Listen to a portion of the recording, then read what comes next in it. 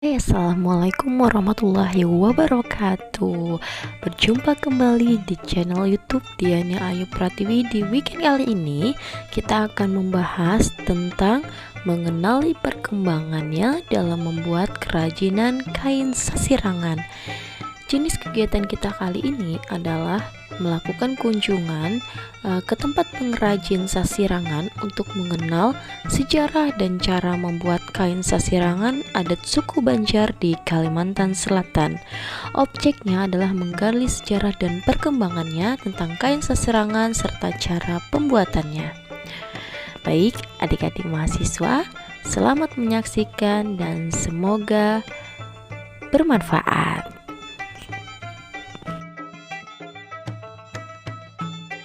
Jika beberapa kota besar di Jawa memiliki kampung batik, Banjarmasin punya kampung sasirangan. Letaknya di jalan seberang masjid kota Banjarmasin, Kalimantan Selatan. Kampung ini dibentuk pemerintah setempat sebagai destinasi wisata sekaligus sentra produksi kain khas Kalimantan Selatan yang disebut kain sasirangan. Di sini Anda bisa berbelanja atau melihat langsung proses pembuatan kain dengan beragam motif dan warna yang menawan. Kain cantik khas tradisi masyarakat Banjar di Kalimantan Selatan. Sasirangan memiliki nilai historis yang menarik untuk dikaji. Kain sasirangan umumnya digunakan sebagai kain adat yang biasa digunakan pada acara-acara adat, baik masyarakat maupun bangsawan suku Banjar. Kata sasirangan berasal dari kata manyirang yang berarti menjelujur. Karena dikerjakan dengan cara menjelujur, kemudian diikat dengan tali rafia dan selanjutnya dicelup. Hingga kini sasirangan masih dibuat secara manual. Kain sasirangan merupakan kain adat suku Banjar di Kalimantan Selatan yang diwariskan sejak turun-temurun. Merujuk hikayat Banjar, kain ini sudah dibuat pada sekira abad ke-7 dengan nama kain Langgundi. Menurut asal-muasalnya, kain ini diwariskan secara turun-temurun sejak abad ke-7 saat Lambung Mangkurat menjadi patih negara Dipa. Cerita yang berkembang di masyarakat Kalimantan Selatan adalah bahwa kain sasirangan pertama kali dibuat oleh seorang patih Lambung Mangkurat setelah betapa 40 hari 40 malam di atas rakit balarut banyu. Konon menjelang akhir pertapaannya, rakitnya tiba di daerah rantau kota Bagantung. Di tempat ini, ia mendengar suara perempuan yang keluar dari segumpal buih. Perempuan itu adalah Putri Junjung Buih, yang kelak menjadi ratu di daerah ini. Sang putri hanya akan menampakkan wujudnya jika permintaannya dikabulkan, yaitu sebuah istana batu dan selembar kain yang ditenun dan dicalap atau diwarnai. Kedua permintaan itu harus selesai dalam waktu 1 hari.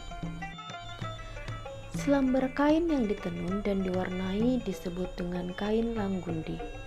Konon saat itu, Putri Junjung Buih menginginkan kain Langgundi berwarna kuning yang ditenun dan diwarnai oleh 40 orang wanita yang masih perawan dengan motif padiwaringin.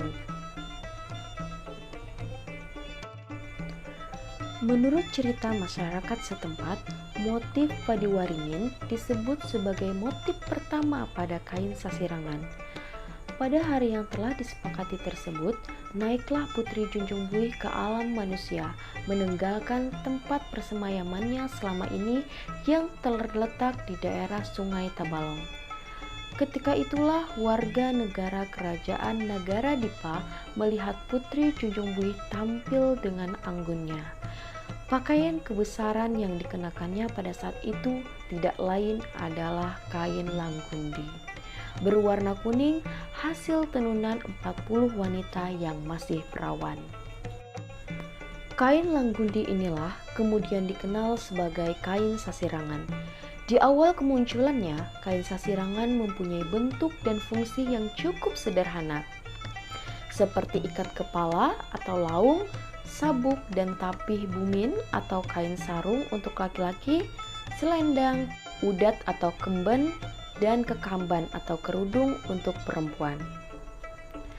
Atas nilai historis itulah, akhirnya kain sasirangan kemudian dipercaya memiliki kekuatan magis yang bermanfaat untuk pengobatan, khususnya untuk mengusir roh-roh jahat dan melindungi diri dari gangguan makhluk halus. Kain sasirangan pada zaman dahulu dikenal sebagai kain untuk bata tamba atau disebut dengan penyembuhan orang yang sakit dan harus dipesan khusus terlebih dahulu sesuai dengan permintaan. Sehingga pembuatan kain sasirangan seringkali mengikuti kehendak si pemesannya. Pada mulanya, kain sasirangan menggunakan bahan dasar dari benang kapas atau serat kulit kayu. Seiring kemajuan teknologi, sasirangan dibuat dari bahan lain seperti sutra, satin, santung, balacu, kaci, polister, hingga rayon. Pewarnaannya semula menggunakan bahan-bahan alami, misal warna kuning didapat dari kunyit atau temulawak, merah berasal dari buah mengkudu, gambir, dan kesumba, hijau dari kabau atau aur, ungu dari biji atau buah gandari, dan coklat dari kulit buah rambutan. Namun kini lebih banyak para pengrajin menggunakan pewarna sintetis.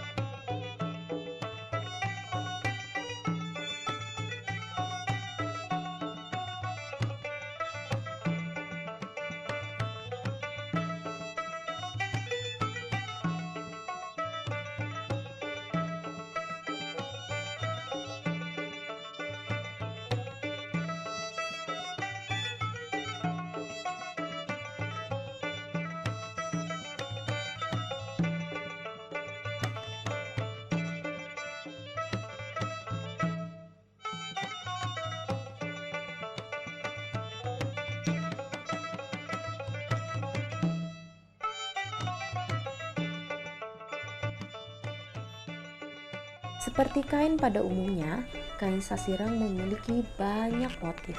Di antaranya sari gading, ombak sinampur karang, iris pundak, bayam raja, kambang kacang, naga balimbur, daun jeruju, bintang bahambur, kulat karikit, gigi haruan, turun dayang, kangkung kaombakan, jajumputan, kambang tampuk manggis, kembang cengkeh.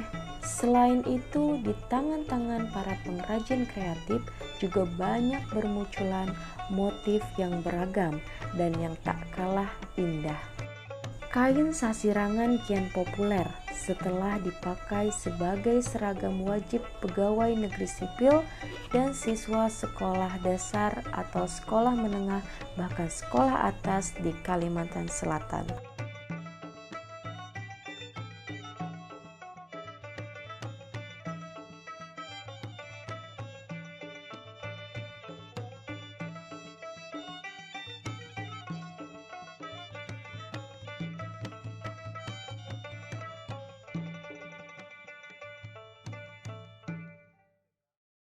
Dengan siapa nama Pian? Muhammad Sugiarno. Sudah berapa lawas jadi pengrajin sasirangan ini? Lumayan sekitar 5 tahunan. Jadi sasirangan ini dari kain putih doang. Ya, Cara membikinnya tuh? cara bikinnya Nggih. cara bikinnya kan pertama dulu kainnya dijahit, Nggih. terus kedua Di motifnya di kain tuh lah. dimotif dulu. Oke. Setelah dimotif terus dijahit, setelah itu dikasih warna sesuai selera warnanya. Nah, setelah itu baru setelah ada pewarnaan terus baru seperti ini. Nah, ini dicabuti, benangnya itu lah. Ya, benang jahitannya dibukain lagi supaya kelihatan motifnya. Nggih. Habis itu tuh dicuci lagi lah ini. Setelah itu baru dicuci lagi dengan air, dikeringkan, jangan langsung kena sinar matahari, Di angin-angin gitu. ya di tempat teduh Nggih. supaya warnanya pada cepat bebas.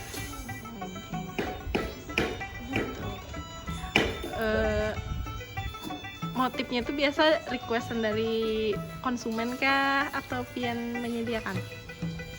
Ini kan tergantung orang pesannya seperti apa, jadi kita bikinkan motifnya seperti apa, jadi kita bikinkan supaya orang lebih puas dengan hasilnya. Oh, iya.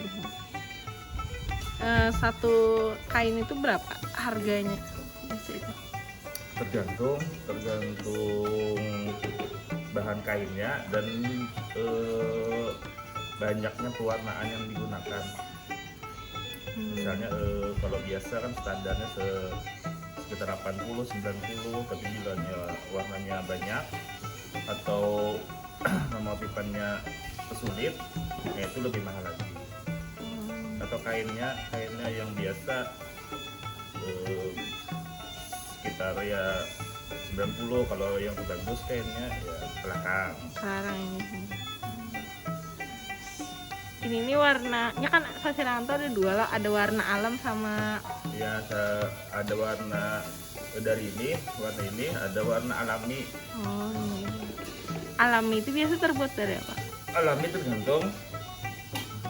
Kalau alami itu biasanya kalau orang ngolah itu bisa macam-macam, dari daun apa itu namanya, dari pokoknya pohon-pohonan. Nah, biasanya dari kayak janar, nah itu.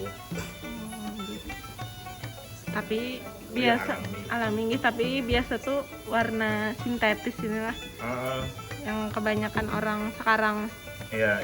menggunakan. Itu, Makasih. Sama.